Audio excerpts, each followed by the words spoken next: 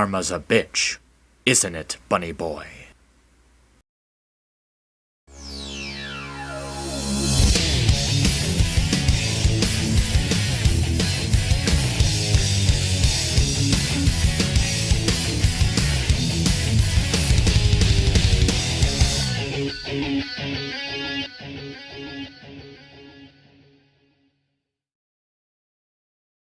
Imagine that, an episode was leaked early, and it happens to be Fluttershy Leans In. In a sense, it's given me more time to think about analyzing it, and I'm hoping that this means that I'll have an easier time planning out my reviews while still sticking to a weekly schedule. Thank you, Canada, and let's get to it. Angel is practicing for some kind of obstacle competition when he ends up hurting his leg, and when Fluttershy tries to look for a brace for it, she seems to be out. They pay a visit to Dr. Fauna to treat Angel when they discover that animals taken to her care have made a little bit of a habit of overstaying their welcome. Fluttershy comes up with a solution to create a natural sanctuary for the animals, and when she tells the girls about it, they suggest hiring assistants to help her out. Unfortunately, they go against her direction and just go with whatever they personally want, which ends up making everything worse. Can Fluttershy still stay determined and find a way to make everything right? For what it's worth, I really like the pacing of this episode.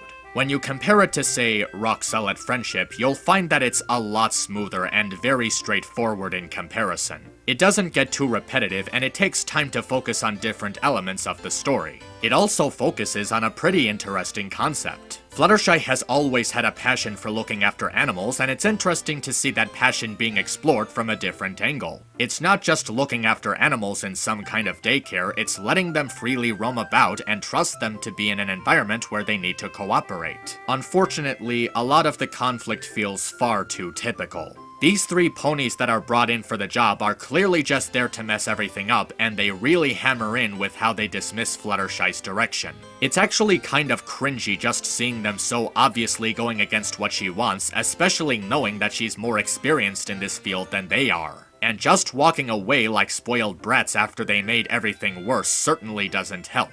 As a matter of fact, why were they even brought in to begin with? Considering their attitudes and their occupations, they were clearly unqualified for this job. So why the hell would Rarity, Applejack, and Pinkie think they would be helpful? These three don't even make a lasting impression to be considered memorable. They're just characters who come and go for the benefit of the story that the episode is telling. It certainly doesn't utilize them as well as it could have, which would have made their presence more meaningful. But what they do with the other characters is actually pretty cool. I especially love the way Fluttershy is characterized in this episode. She doesn't develop any further than she is right now, and she doesn't really learn anything, but this is a situation where she's not meant to. This is a situation where she needs to properly utilize everything she's learned over the course of the series and incorporate it into solving this particular problem. She expresses a passionate level of initiative towards providing for these animals, and her dedication towards giving them a sanctuary is very impressive. She also stands up for herself and doesn't hesitate when addressing the screw-ups made by those three throwaway characters. She approaches them with a sense of understanding, acknowledging that they worked on something, but she's also very firm in pointing out their poor collaboration skills. It's a real far cry from when she used to allow someone else's insistence to influence her decisions or make her hesitant in being honest about how she felt. She's very determined throughout the episode, but she also shows those familiar hints of socially awkward shyness that just make her so frickin' adorable.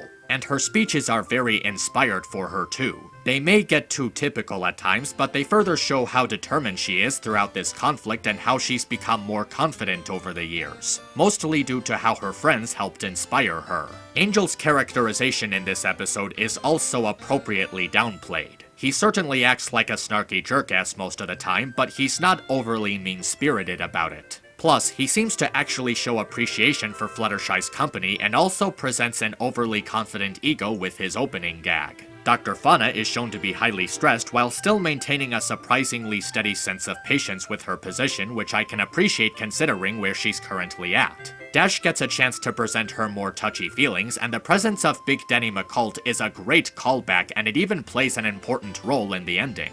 The sanctuary also has a very nice look to it. It has a natural feel to it with a design that seems to fit everything together. The montage of everyone setting it up is pretty nice too, having this relaxed music and a tone that seems to appropriately take its time. And it ends with a rather interesting moral on pursuing your dreams. They don't just happen by believing in them, you have to put effort into working towards them yourself. And the harder you work for it, the greater you'll feel about yourself when they finally become a reality. It's a fairly obvious moral, but it works with the story that it's told, thus making it meaningful and relatable. I'd say that Fluttershy Leans In was a pretty nice episode. It doesn't do much to stand out from other Fluttershy episodes, but it still has a great grasp of her character while providing a good story with much better pacing. It's an episode that I'll surely be seeing again sometime soon.